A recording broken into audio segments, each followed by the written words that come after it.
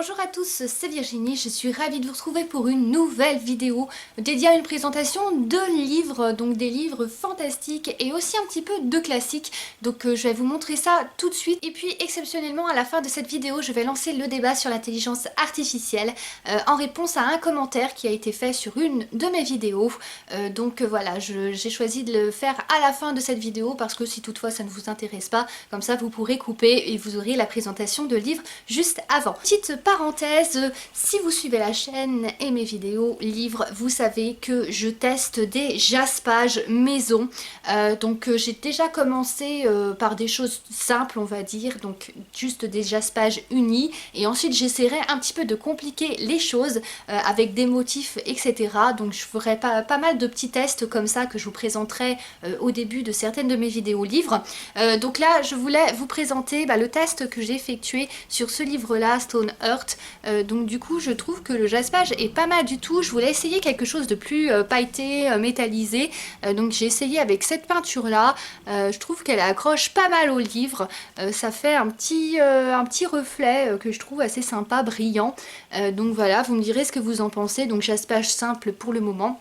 Ensuite, voilà, mon but c'est de vous offrir un jaspage maison de toute beauté, je l'espère, pour mon prochain projet de financement participatif qui est dédié à mon livre futuriste Prison Game. Mais voilà, je vous donnerai en tout cas des news au fur et à mesure. D'ailleurs, l'écriture avance pas mal. Je pense que je serai en mesure de le terminer très bientôt, donc pour un financement que j'estime pour l'année prochaine. Donc voilà, c'était juste pour vous montrer un essai jaspage. J'ai décidé, donc pendant mes vacances en fait, pour tout vous dire, de me consacrer à la lecture d'un classique que j'avais depuis un petit moment, depuis quelques mois déjà dans ma palle. C'était Les oiseaux se cachent pour mourir. Donc j'avais adoré, je vous l'avais présenté très brièvement dans une autre vidéo, mais j'avais beaucoup aimé en fait la série, enfin c'est une sorte de, on va dire, téléfilm série dérivée, et du coup j'avais voulu tester ce que ça donnait en livre. Donc c'est un classique de la littérature australienne.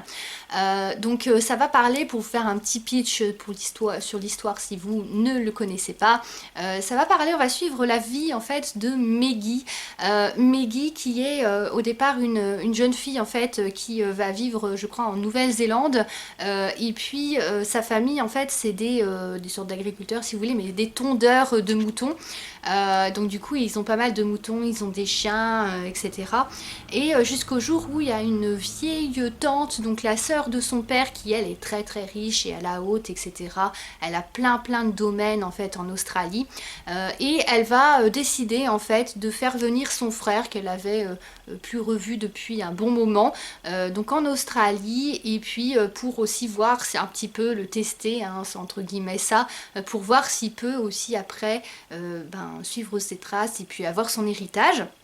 Et donc ils vont débarquer en Australie, et puis d'un autre côté on voit aussi qu'il y a le père Ralph, donc qui est un curé, qui est très attaché au domaine aussi d'Australie, et puis où donc il y a cette vieille dame quoi, cette vieille héritière, et on voit qu'il est un petit peu intéressé au départ aussi pour avoir un peu son argent, il est un peu ami avec elle, il se rapproche d'elle, sauf que elle en fait ce qu'elle veut c'est le séduire à tout prix, on va dire gâcher complètement sa vie, et comme elle peut pas l'avoir justement, elle va se mettre en tête de lui faire obstacle dans tout ce qu'il va entreprendre. Et puis elle va voir que il y a un lien en fait particulier entre la petite fille Maggie et puis lui, donc ils ont quand même, je crois qu'on comprend qu'ils ont environ 15 ou 20 ans d'écart, enfin c'est voilà, c'est un écart d'âge qui est quand même assez élevé.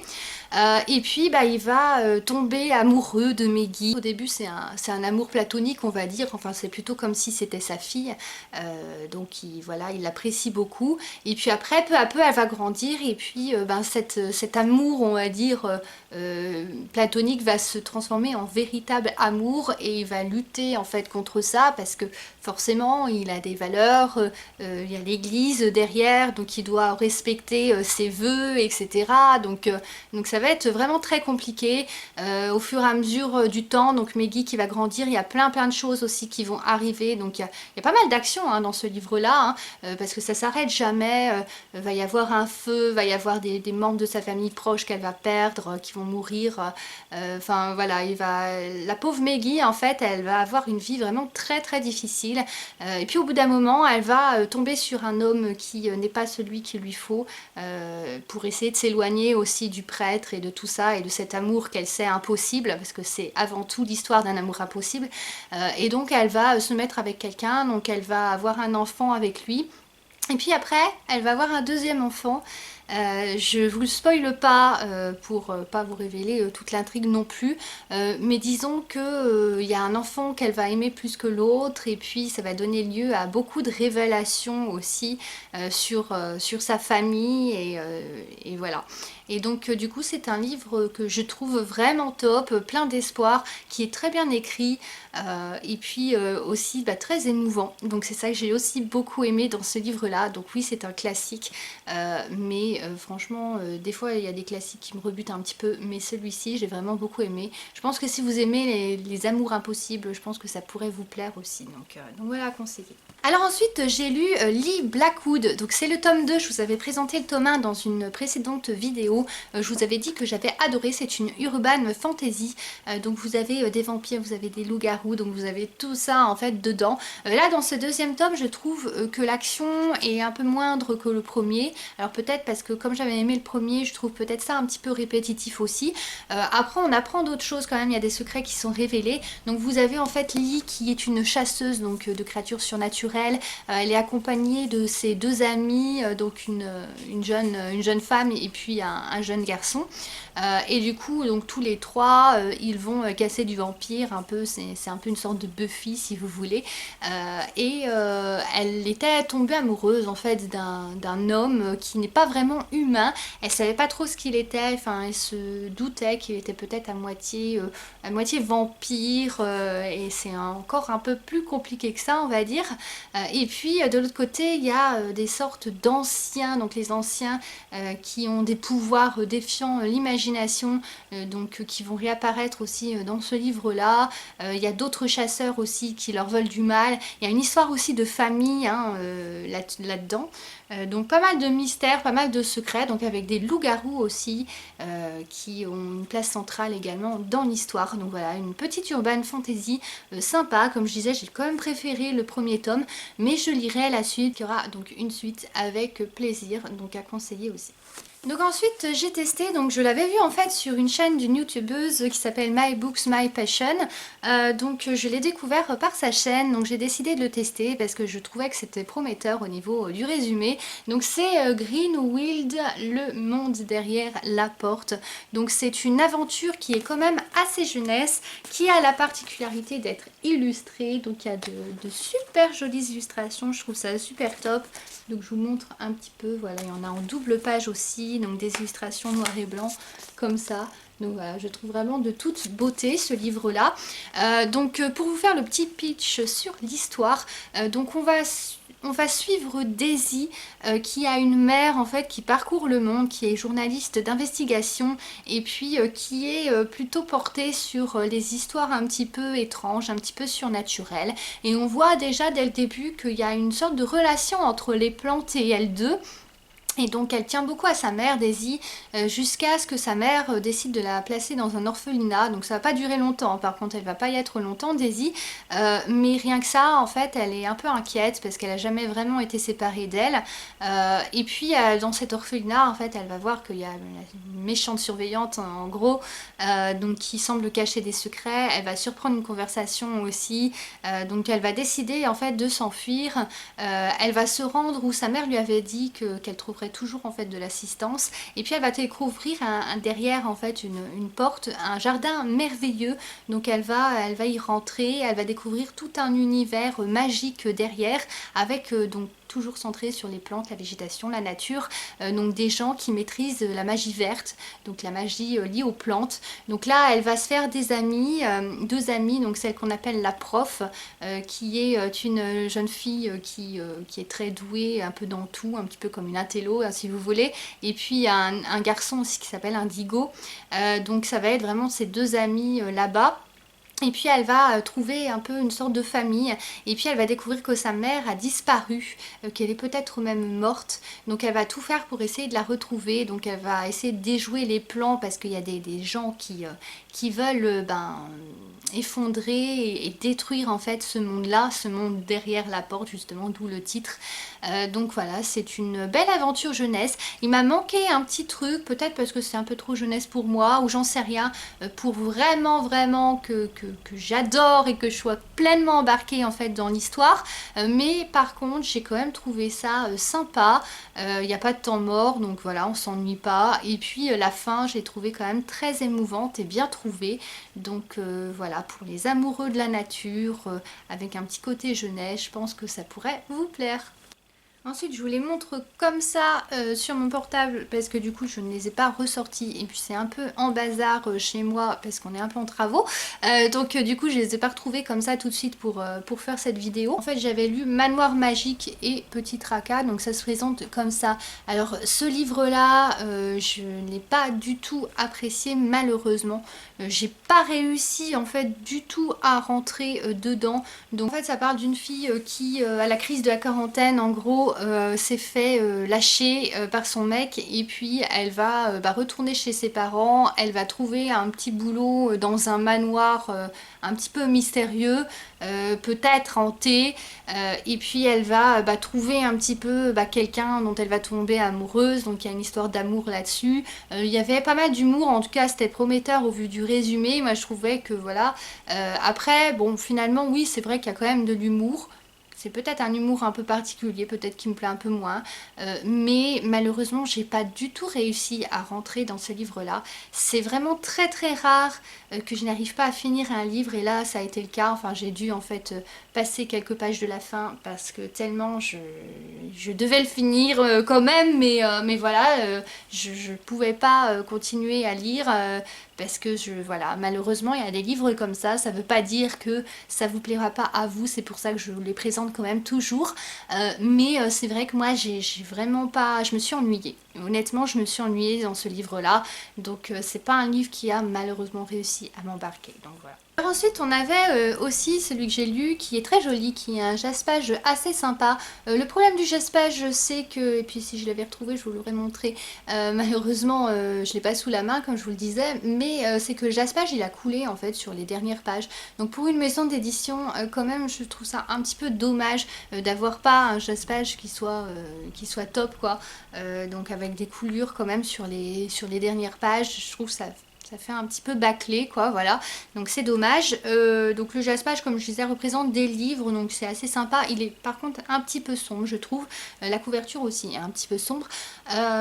Et donc la bibliothèque des ombres, ça va être une jeune femme qui va être en fait à sa fac hein, en gros, et puis là elle va découvrir tout un monde, donc avec un fantôme qui va prendre contact avec elle, et puis elle va découvrir qu'il y a des adolescents, pas à chaque décennie mais à certaines périodes en fait du temps, il y a des adolescents qui ont disparu, et en fait c'est les fantômes qu'elle va réussir à voir et avec qui elle va communiquer. Elle va tomber forcément amoureuse du fantôme avec qui elle avait réussi à communiquer en premier. Donc il y a d'autres aussi, d'autres adolescents qui sont également fantômes et qui traînent en fait un peu dans les couloirs. Et puis elle va découvrir qu'il y a des sortes d'ombres qui sont des jeunes filles mortes aussi, comme un peu des esprits frappeurs si vous voulez. Et que c'est à cause d'elles en fait si ces fantômes-là ont été transformés justement en fantômes, si ces personnes-là sont mortes à travers le temps. Et puis elle va découvrir quelle est la prochaine. Et donc il y a toute une histoire là-dessus, avec aussi un livre qui va être dérobé et qui a des pouvoirs aussi. Donc plein de choses liées aussi au livre, à la lecture qu'on retrouve dedans. Je me suis un petit peu ennuyée aussi pour tout vous dire dans ce livre-là. Pourtant l'histoire était prometteuse. Je trouvais que franchement ça partait d'une très bonne idée, qu'il y avait des choses aussi originales dedans. Il y a aussi, alors c'est surtout centré aussi sur des secrets de famille là encore.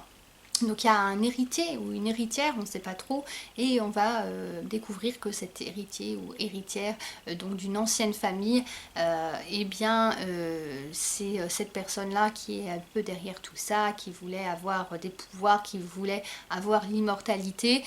Donc c'est pour ça qu'elle s'en est pris, ou qu'il s'en est pris, voilà. Donc cette personne en tout cas a beaucoup d'adolescents à travers le temps. Donc voilà, il y a des secrets, c'est mystérieux, mais pour moi ça va pas assez loin.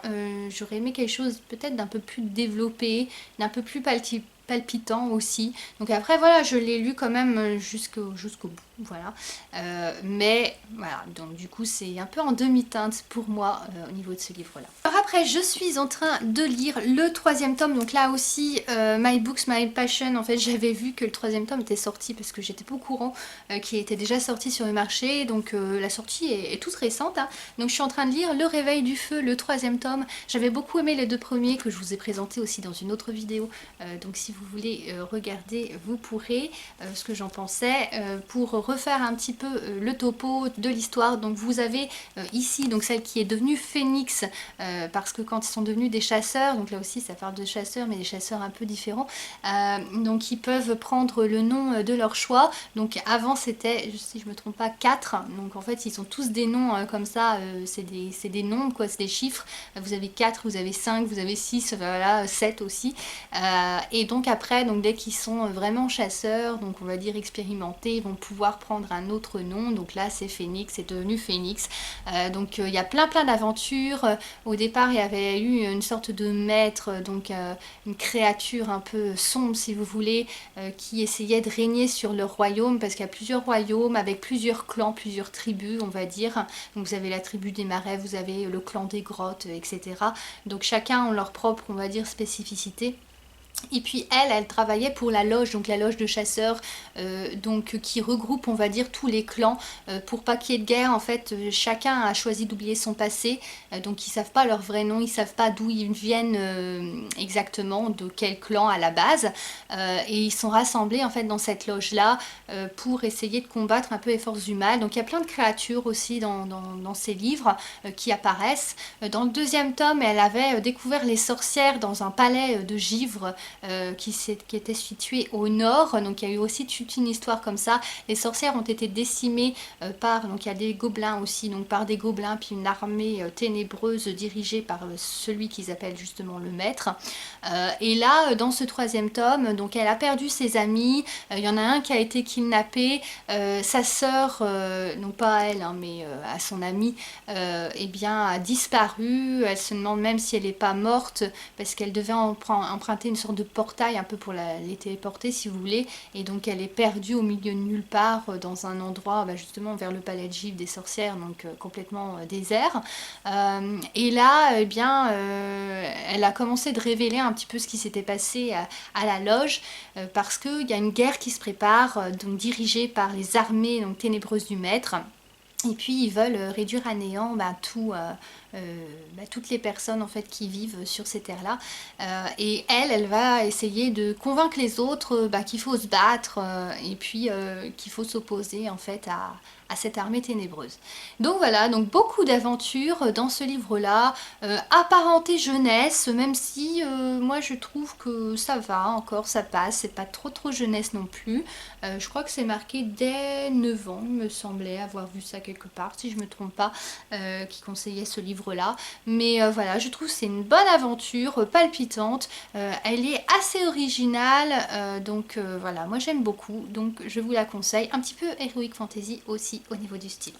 Alors après je vous montre très rapidement, donc parfois je vous en avais montré aussi, moi j'aime bien ces magazines là, donc du coup là je l'ai trouvé l'autre jour en magasin, donc c'est Légendes urbaines à la découverte des mythes modernes. Donc il y en a beaucoup que je connais déjà, parce que comme je suis un peu passionnée aussi de surnaturel, du coup je connais pas mal de légendes urbaines, mais c'est vrai que c'est sympa de les retrouver sous ce format là. Donc il y a plus de 150 frayeurs légendaires et sites sinistres, Donc voilà, il parle de plein de choses.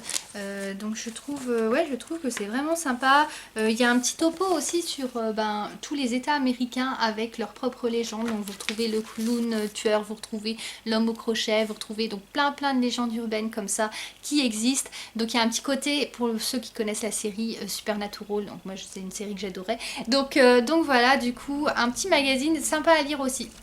Et enfin, donc pour terminer cette vidéo, je vous montre 3 livres que je n'ai pas encore lus, mais dont j'ai fait l'acquisition. J'en ai d'autres d'ailleurs, j'en ai trouvé plein sur la boutique Solidaire. Donc c'est une boutique un petit peu genre Emmaüs, hein, si vous voulez, qui est dédiée et consacrée aux livres. Je leur avais fait des dons en fait de livres que je ne lisais plus il y a un petit moment de ça. J'avais eu un bon d'achat de... Bon, c'était pas grand chose du tout, hein. Je crois que je leur ai envoyé 20 livres et c'était en gros un bon d'achat de 2 euros.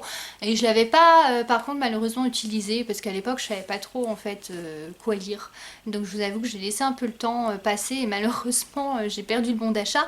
Mais bon, du coup je suis retournée sur leur site et j'ai trouvé des livres qui m'ont intéressée. J'ai choisi aussi de reprendre des R.L. Stine. Je savais pas en fait qu'il avait fait d'autres livres un petit peu plus on va dire enquête, frisson, huis clos, un peu comme ça. Donc du coup j'ai choisi d'en prendre aussi. J'en ai repris quelques chairs de poule aussi, même si ça a un peu vieilli. J'en avais plein, enfin j'en ai toujours plein. J'en avais relu il y a déjà un petit moment de ça. Et je voulais me replonger un petit peu dedans, même si la dernière fois que je les ai relus, donc ça fait peut-être un ou 2 ans, comme je disais, je trouve ça un peu vieilli parce que forcément c'est des choses vraiment jeunesse, hein, purement jeunesse. Donc en grandissant c'est un peu moins, bon ça fait un peu plus gamin on va dire. Mais j'avais quand même envie d'en relire quelques-uns, donc voilà. Donc je vous redirai ça, je vous les remontrerai quand je les aurai reçus, tout ça. Alors, les 3 livres, donc vous avez The Hurricane Wars, je le trouvais vraiment de toute beauté. J'avais pas lu, je le connaissais pas, hein, je l'ai trouvé par hasard, du coup j'avais pas lu les avis. Par contre je sais qu'il y a certaines personnes qui étaient déçues par ce livre-là, donc on verra, je vous dirai ce que j'en ai pensé, que j'en aurais pensé quand j'aurais lu. Donc voilà le petit jaspage. Alors je trouve ça un peu grossier comme jaspage, hein, donc c'est pas forcément pour ça que je l'ai pris, hein, mais la couverture par contre je la trouve très belle. Mais voilà, jaspage un peu gros. Dedans vous avez une petite carte comme ça qui est vraiment sympa. Et donc je vous lis la 4e de couverture. Thalassine n'a connu que les guerres du typhon. Orpheline, elle utilise le pouvoir de la lumière pour se battre contre l'empire de la nuit. Alaric n'a connu que les ténèbres. Fils de l'empereur et arme la plus mortelle des ombres, il use de sa terrifiante magie pour écraser la rébellion. C'est alors qu'ils se croisent sur le champ de bataille, leur affrontement est inéluctable. Mais une menace plus importante se profile. Sauront-ils faire alliance pour la vaincre ou se détruiront-ils l'un l'autre avant? Donc juste en fait le combat lumière vs ténèbres qu'on a l'habitude aussi de voir. Le résumé, je trouvais en fait qu'il était pas mal, ça m'intéresse. Donc j'ai vraiment envie de découvrir ça. Donc je vous dirai ce que moi j'en aurais pensé. Donc après l'autre que je vous propose de découvrir, c'est, alors il est assez connu, hein, et j'avais jamais sauté le pas en fait, je l'avais jamais pris pour le lire, et du coup j'ai décidé, j'ai dit allez je vais essayer. C'est un palais d'épines et de roses, ça se présente comme ça, je crois qu'il y a une interdiction, ouais, mais c'est pour le... 1, 2, 3, 4, 5, c'est pour le 5e tome, il y a beaucoup de tomes, hein. Je sais même pas s'il y en a que 5, il y en a peut-être plus encore. Et ben là déjà c'est marqué à partir de 16 ans en bas, et il y a moins de 18 en fait pour le 5e tome, donc ça m'a l'air un peu trash, je sais pas, peut-être qu'il y a beaucoup de sang, peut-être que c'est un peu horreur, je sais pas, je le connais pas, à part donc le résumé que je vais vous lire tout de suite.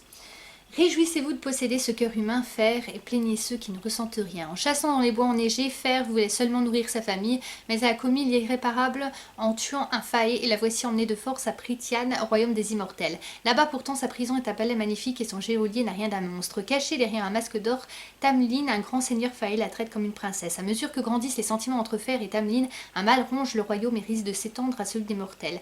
La chasseuse comprend alors qu'elle n'est pas une simple prisonnière. Mais comment une jeune humaine d'origine aussi modeste peste pourrait-elle venir en aide à de si puissants seigneurs? Sa liberté en tout cas semble être à ce prix. Donc voilà, ça a l'air assez palpitant aussi. Alors je sais pas, donc comme je vous dis, vous me direz si, enfin me spoilez pas quand même s'il vous plaît, mais si vous l'avez lu, dites-moi pourquoi en fait il est marqué à partir de 16 ans et puis il y a des moins de 18. Est-ce que c'est parce que c'est un côté érotique plutôt? Est-ce que c'est un côté horreur? Est-ce qu'il y a les deux? Donc je sais pas. Donc voilà, mais j'ai hâte aussi de le découvrir et de vous dire ce que j'en aurais pensé.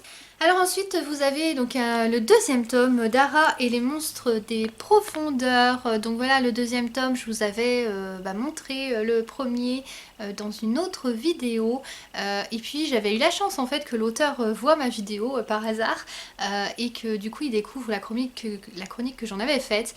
Donc j'avais adoré le premier tome. Donc ce deuxième tome du coup j'ai vraiment hâte aussi de le découvrir. Donc c'était un financement participatif donc lancé sur le site Ulule.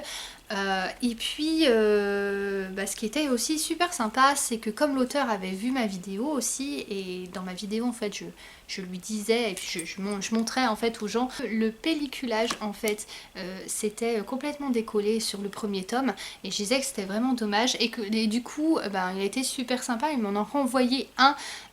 Donc j'ai maintenant le premier tome qui est nickel, donc voilà, donc merci à lui pour ça. Donc je l'ai pas encore lu, donc je vais vous lire aussi le résumé et puis je vous montre aussi les goodies parce qu'il y avait des goodies plutôt sympas dedans. Donc on retrouvait un petit badge comme ça, donc on en avait eu un aussi pour le premier.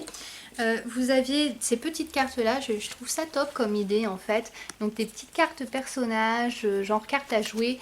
Et donc voilà, elles sont super belles. Donc c'est les 3 personnages principaux, donc ça c'est Ara et puis ses 2 amis. Alors ensuite on avait une petite BD, donc c'est Wilma et le sorcier du vide. Donc voilà, un petit feuillet comme ça avec une petite BD à l'intérieur. Donc ça aussi je trouve ça super sympa avec des jolis dessins vraiment. Donc je vous lis la 4e de couverture.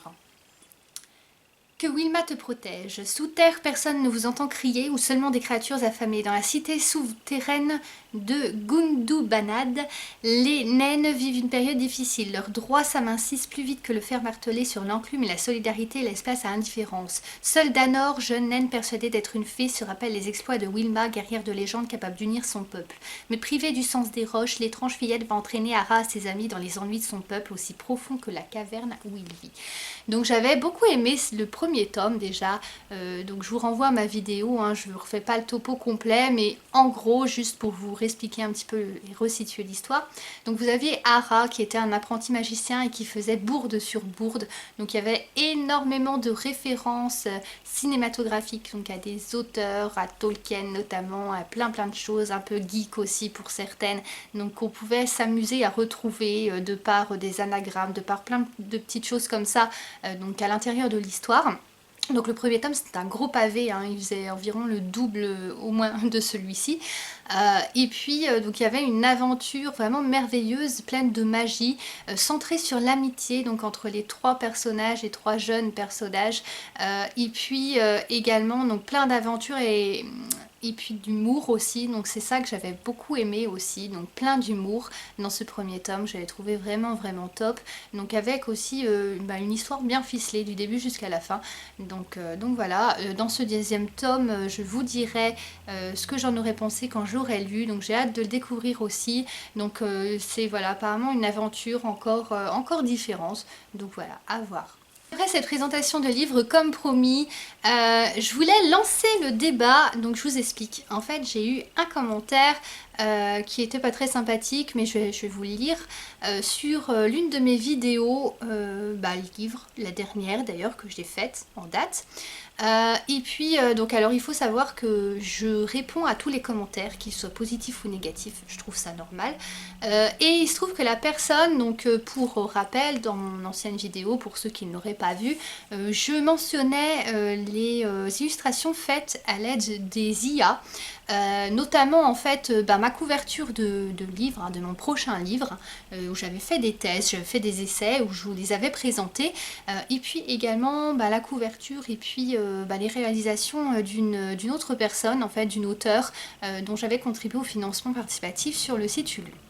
Donc du coup la personne m'a mis en commentaire et puis en mettant aussi un pouce comme ça sur ma vidéo bien sûr, mais donc cette personne m'a mis l'IA égale vol d'artiste, donc je vous lis textuellement en fait hein, ce qu'elle m'a écrit, IA égale vol d'artiste et dans l'IA rien ne va. Alors du coup, je voulais revenir sur ces deux arguments-là et j'en profite pour lancer le débat aussi là-dessus. Vous me direz ce que vous en pensez, hein, n'hésitez pas. Et alors déjà, l'IA égale vol d'artiste, il faut m'expliquer. Parce que pour moi, un vol, c'est quelque chose qu'on prend à quelqu'un, donc qu'on vole à quelqu'un, donc qui est un copier-coller forcément de l'art de quelqu'un. Donc du coup, j'attends que cette personne-là me montre ce qui est copier-coller par rapport à ce que j'avais présenté en fait dans ma vidéo, hein, que ce soit mes propres illustrations que j'avais réalisées à l'aide d'une IA ou que ce soit les réalisations de l'autre personne que je vous présentais.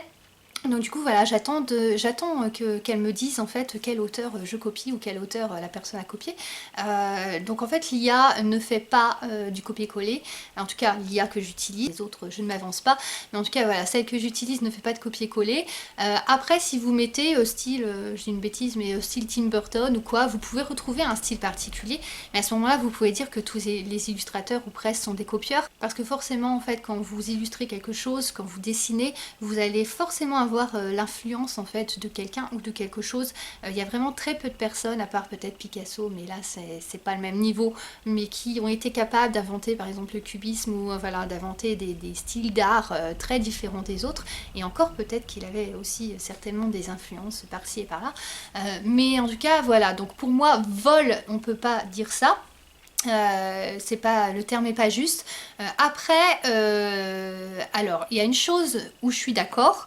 Je sais qu'il y a des illustrateurs, certains illustrateurs qui voient ça d'un mauvais œil, l'IA, parce qu'ils se disent, bah du coup après on va plus recourir à nos services, donc c'est un petit peu comme les robots. Forcément, vous vous dites ça va supprimer des emplois. Donc ça, je suis totalement d'accord avec ce point-là. Après, j'ajouterais juste que le prix d'une illustration, il se trouve que je le sais pertinemment puisque j'ai réalisé en fait à l'aide d'une illustratrice professionnelle, donc j'ai recouru au service d'une illustratrice professionnelle pour mes 3 premières couvertures de livres fantastiques.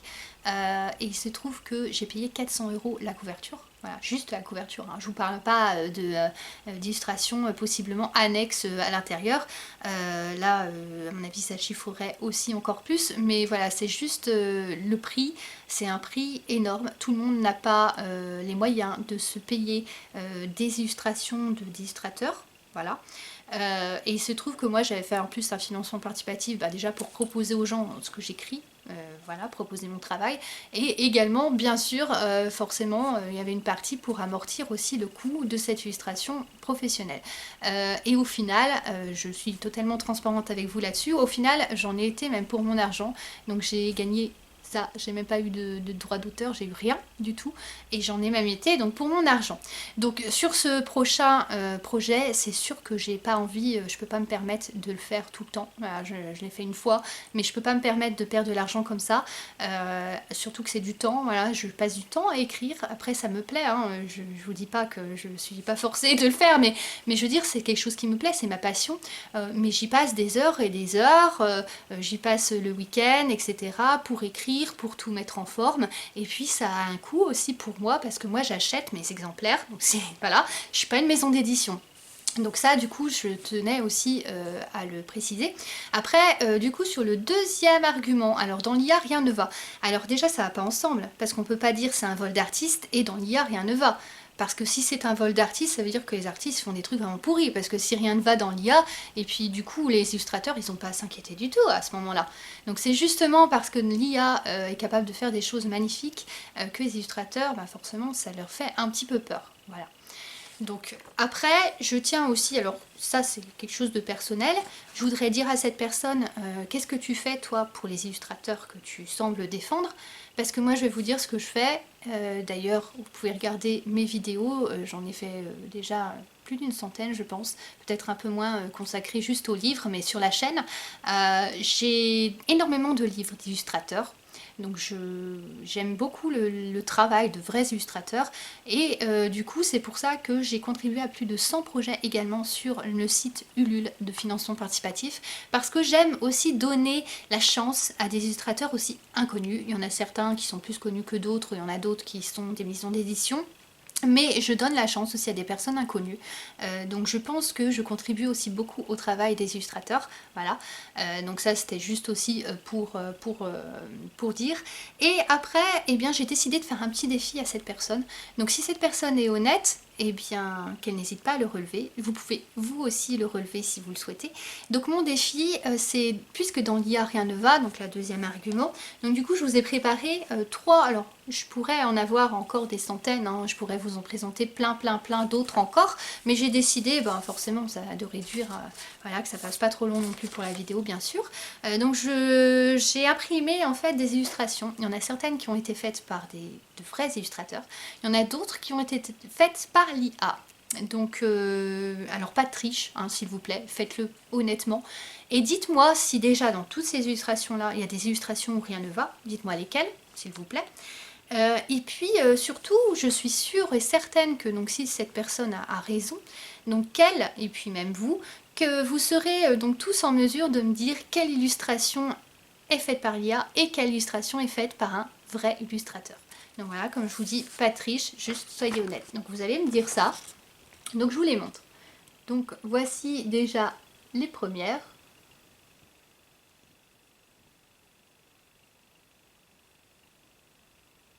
Voilà. La deuxième.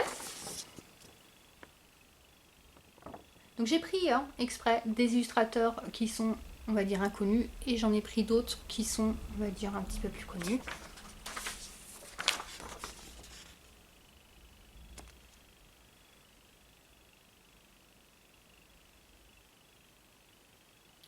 Voilà, donc c'est une partie en fait des illustrations, donc comme je vous dis, hein, j'aurais pu en faire le test sur plein d'autres illustrations, mais je pense qu'un petit test comme ça, ça peut être assez révélateur comme ça.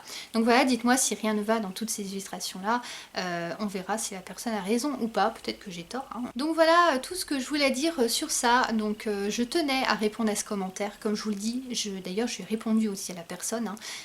Je réponds à toute critique, je réponds à tout ce qui est positif ou négatif, je trouve ça normal. Après, la dernière chose, c'est qu'il se trouve que cette personne, sa chaîne est inexistante, voilà. Il y a juste une vidéo avec un espèce de truc qui ressemble à rien, qui est Spider-Man. Alors je pense que quand on parle de vol d'artistes, là on est pas mal positionné là-dessus. Donc je pense que voilà, quand on critique, il faut aussi balayer un peu devant sa porte, c'est mon avis. Si toutefois, donc si cette personne est honnête, je suis sûre qu'elle me répondra en commentaire et puis qu'elle nous dira à tous du coup qu'elle a reconnu quelles illustrations étaient, on va dire, fausses, enfin faites par l'IA, et quelles illustrations étaient faites par de vrais illustrateurs. Je suis sûre aussi qu'elle me donnera les illustrateurs dont l'IA s'inspire, même pas parce que pour elle donc c'est du vol, donc l'IA a volé. Donc je suis sûre qu'elle me donnera les noms et puis comme ça on pourra tous consulter ça sur internet. Donc voilà, je lui laisse prouver ses arguments, prouver que je me trompe. Et puis si toutefois c'était juste fait soit par jalousie, mais ça j'ai horreur de ça, donc puis je suis sûre que c'est pas ça, ou soit juste pour embêter le monde, juste comme ça, et bien que cette personne sache que ça me touche, mais absolument pas en fait, je m'en fous, mais totalement, et au contraire en fait ça lance le débat, donc du coup c'est pas plus mal. Donc voilà, donc vous me direz ce que vous en pensez si vous le souhaitez. Donc voilà, je suis désolée pour cette parenthèse. À côté de ça, parce qu'il ne faut pas que parler du négatif, hein, à côté de ça, je suis super contente parce que j'ai de plus en plus de personnes en fait qui commentent, de personnes qui vont regarder mes vidéos. Donc ça, je trouve vraiment super top. Donc je les remercie beaucoup. J'ai des auteurs aussi qui ont, comme je disais là tout à l'heure, qui ont la gentillesse aussi de passer sur mes vidéos et de laisser un petit commentaire. Donc ça, voilà, c'est super sympa aussi. Donc voilà, donc je vous remercie tous aussi. Et puis on est à plus de, à l'heure où je tourne cette vidéo, plus de 440, je crois, abonnés. abonnés sur la chaîne. Donc voilà, ça représente beaucoup pour moi. Ce que je peux dire aussi, c'est que j'en vis pas, hein. Je vis pas de YouTube, hein. YouTube c'est pas ma vie. Donc cette personne là, en plus c'est pour ça, si elle comptait me toucher ou quoi, c'est pas mon métier. J'ai un métier à côté. Donc YouTube c'est juste, je fais des vidéos parce que ça me plaît. C'est un passe-temps. Et puis ça me plaît de vous faire découvrir des choses aussi, si je peux vous faire découvrir des livres ou quoi, ça, voilà, pour moi je suis contente, donc voilà, c'est tout. N'oubliez pas de vous abonner pour suivre les prochains contenus sur la chaîne. Salut à tous. Les jours d'été brillants, une promesse d'enfant, les regards échangés, moment.